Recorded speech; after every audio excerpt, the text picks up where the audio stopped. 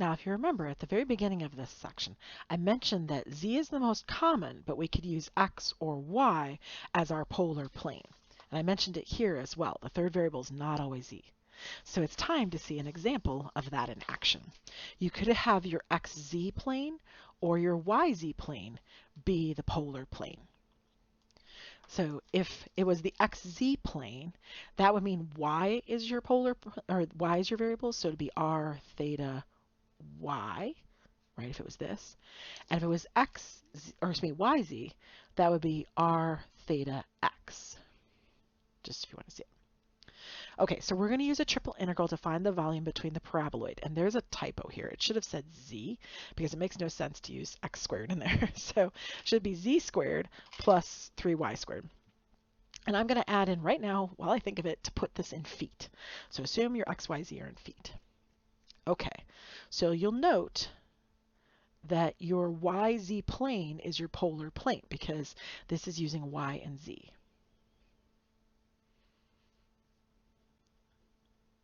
So in other words, x is your third variable.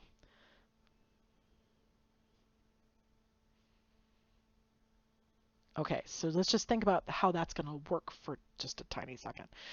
So you're going to have y equals r cosine theta. You're going to have z equals r sine theta. You're going to have x equal to x. You're going to have y squared plus z squared equals r squared, right? That's what all of this means, right? It's all the definitions we learned in the first place, but using y and z instead of x and y. Okay, so we're going to take x equals 3r squared. Let's look at that for a second. All right, so x equals 3z squared plus y squared looks like this, right? It's kind of poking out at us from the YZ plane, which is the back wall. So it's coming out at us like that. Fascinating, I know.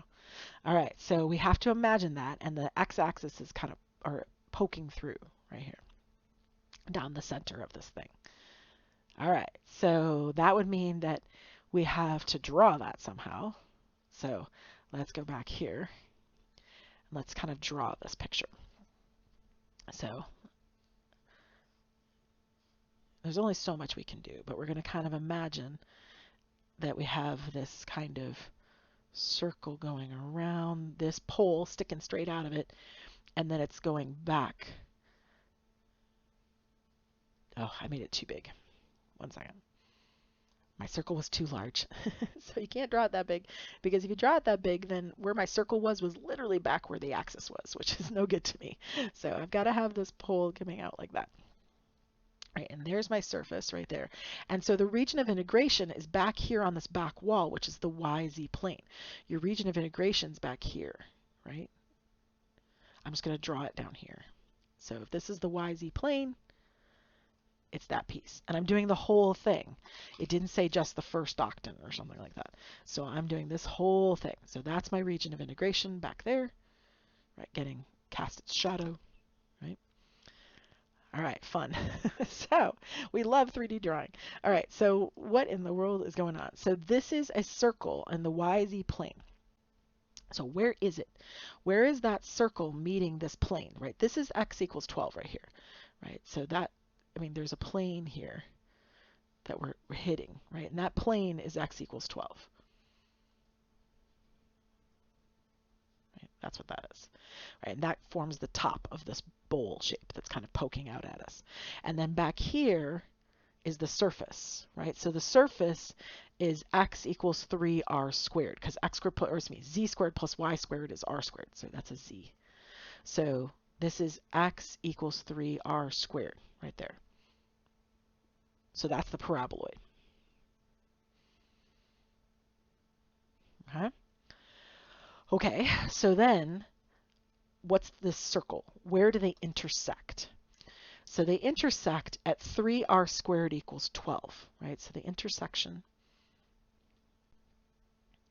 And this piece is just for that, just so you guys have that. It's not, I'm not actually using it very much. I mean, I kind of used it for the y squared plus z squared is r squared. So the intersection will be where 3r squared, that paraboloid, hits 12, which means r squared is 4, which means r is 2. So this is a circle of radius 2. Okay, so let's set up our integral. We want to find the volume. Volume means we're going to be integrating 1. Okay, so let's see here. So 1, and then I know it's going to be going r, and then my variable is dx, right? It's dx in this one, and then dr d theta.